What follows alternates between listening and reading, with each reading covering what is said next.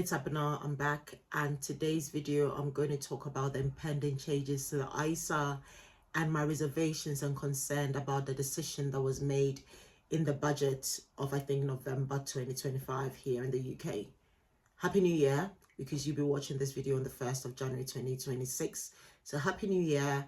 I pray that this year you walk in the confidence, in the authority, and in the identity of who God made you to be. The confidence, the identity, and the authority will cause you to do everything that He called you to be and to do.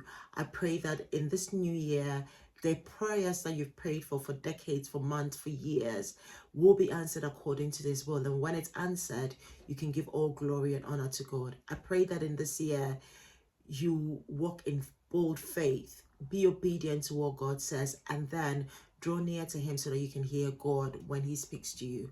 So I'm praying this prayer for you all in Jesus' name, because He says that we should ask in the name of Jesus Christ. He will do it for us so that our joy will be complete. So I pray that for you in Jesus' name. So let's get into it. Currently, there's individual savings account in the UK called ISAs. So for the purpose of this video, I'll just say ISAs. With ISAs, most UK resident taxpayers can pay into an ISA, but again, check the rules for that. And then it's split into so many different ISAs: cash ISAs, lifetime ISAs, which can be a stocks and shares version or a cash version, and there are rules surrounding the lifetime ISA, or the LISA as they normally call it. And then they've got the normal stocks and shares ISAs, and they've got the innovative finance ISAs also, which I don't really dabble in because I don't know much about it, and I'm happy with the ones that I have so far. The changes to the ISA, so all those ISAs fall under the umbrella of an ISA. So you have the cash ISAs, you have the lifetime ISAs, you have the stocks and shares ISAs, and then you have the innovative finance ISAs. The budget that was read in the United Kingdom, these are the impending changes in, hold on one second, I think it's 2027. I just want to be sure so I don't give you the wrong news. These are the impending changes coming in April of 2027.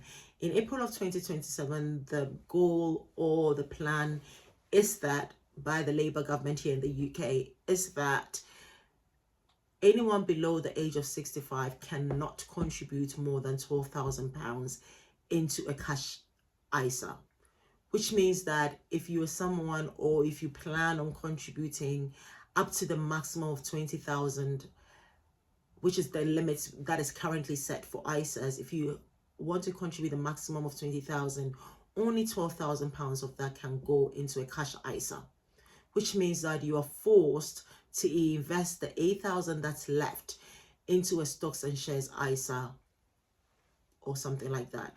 I think the plan is that they're trying to encourage investing, which I'm all for, but here is where my concern starts.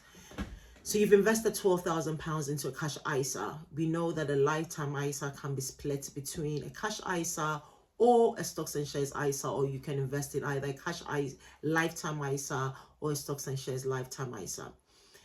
The lifetime ISA limit is £4,000.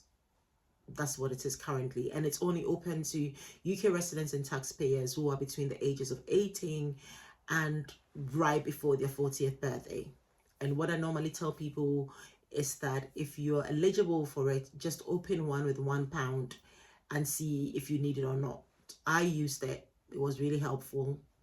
I've never told anyone this, but I got about £7,500 by using the lifetime ISA.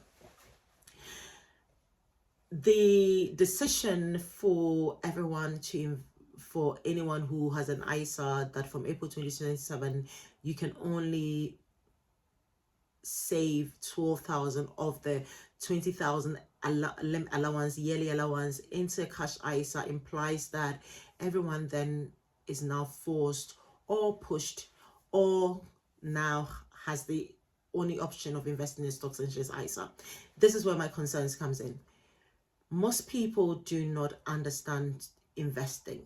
Most people do not see the point of investing. For them, investing in a high yield savings account that makes 4% a year, for them is good. They don't like the risk. They don't understand. We haven't taught people the benefit of investing in stocks and shares and investing in the stock market or investing at all, that they are confident enough to invest. My concern is that rogue financial advice, again, I'm using quotation marks because not everyone is rogue. They are competent financial advisors who are not out there to outwit you of your money, but they're actually out there to support you making the right financial decisions.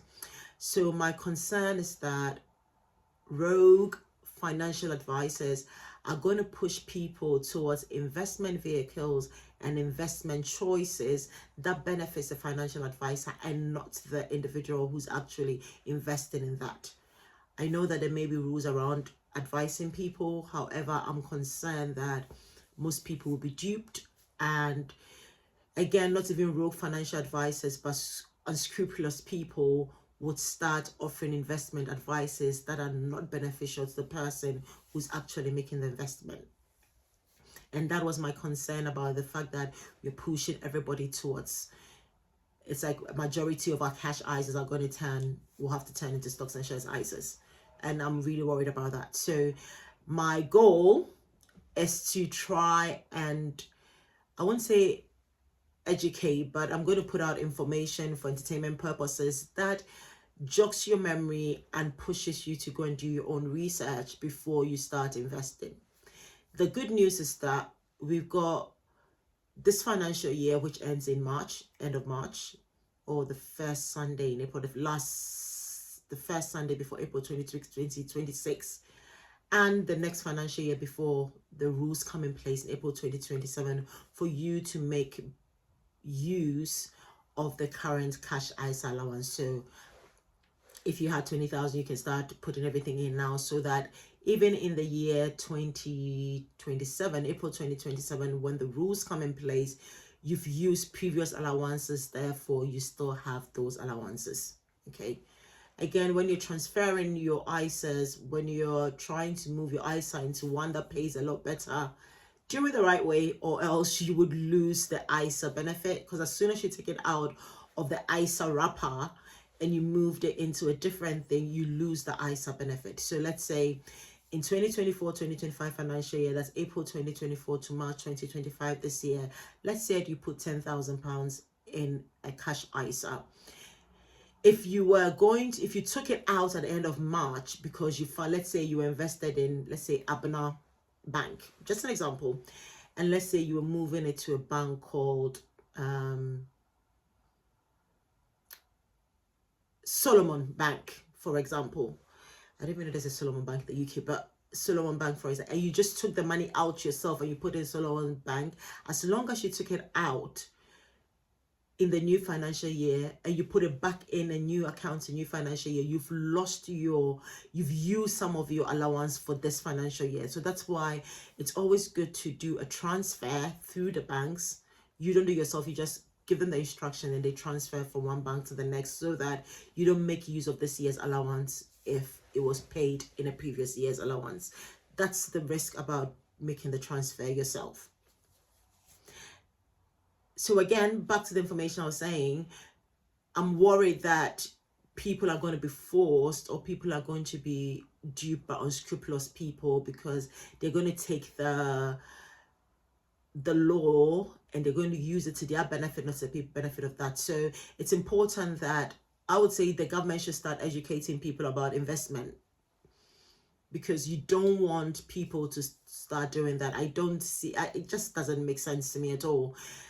But people need to be educated. So my plan for the next few weeks, and as I've done videos for the past few months about index funds and stuff like that, is to talk about investing, so that it jogs people's memory and it kind of points them to where they need to do more research. Because again, none of what I'm saying is a financial advice. I'm not a qualified financial advisor, so none of what I'm saying here is that, but it's just supposed to make sure that people do not make that mistake. In summary, from April 2027, you could only put £12,000 into your cash ISAs. Any other cash ISA you've had in previous tax years do not count towards that £12,000. So you make good use of what you have these years before the April 2027 date sets in.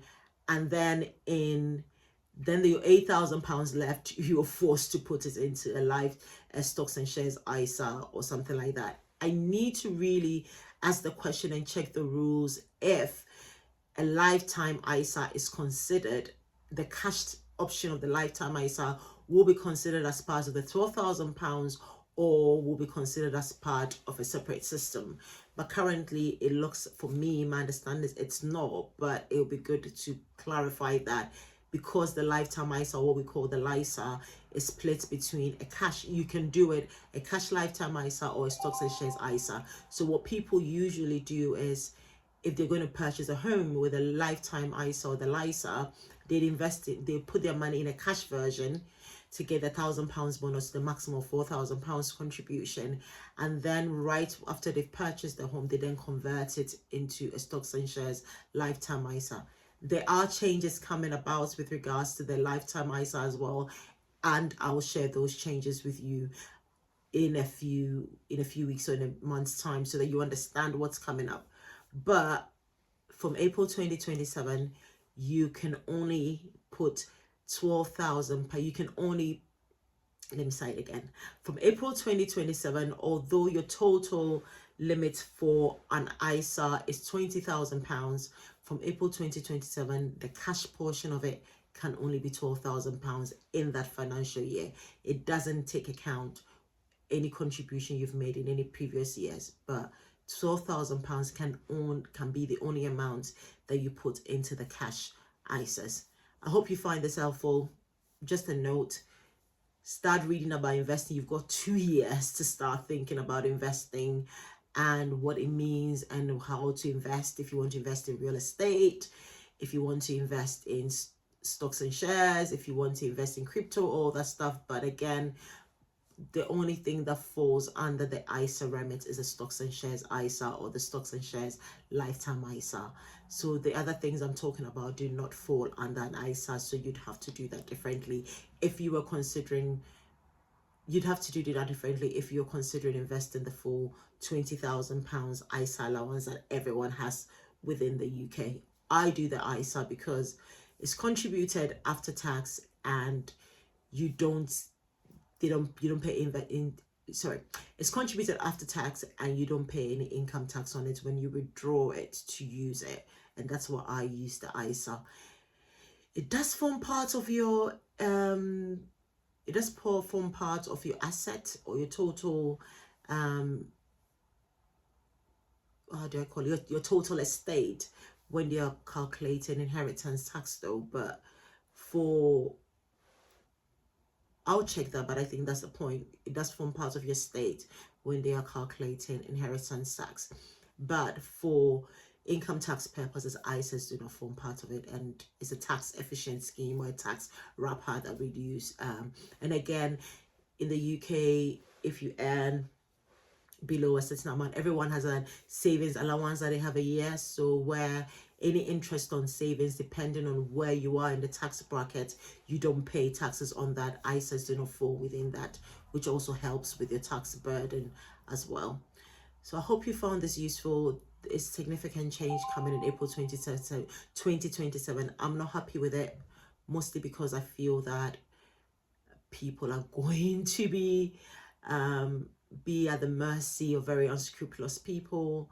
I'd also say that if you do have your investment, let's say you have your emergency fund in a cash ISA and you withdrew, it means that any contribution that you put in that year would count towards your £12,000, which is not great. So God forbid it, in case, let's say your boiler broke down and you had to change your boiler, let's say it cost £3,000 to do everything, and you took it out, it meant that putting it back in the ISA would take out of your 12,000, so you only have 9,000 for that year. So it's not great, but that's where we are, and you always have to make your way out of it. So make use of your allowances these 2 years before this particular, I think we only have 1 year actually, it's just now till April 2026, and then that whole full year to April 2027. So make use of it and start reading and start learning and start doubling in a bit of investing, so that you know what to do with your stocks and shares ISA if you're contributing to the limit. So hope you found that useful. Thank you. See you. Bye.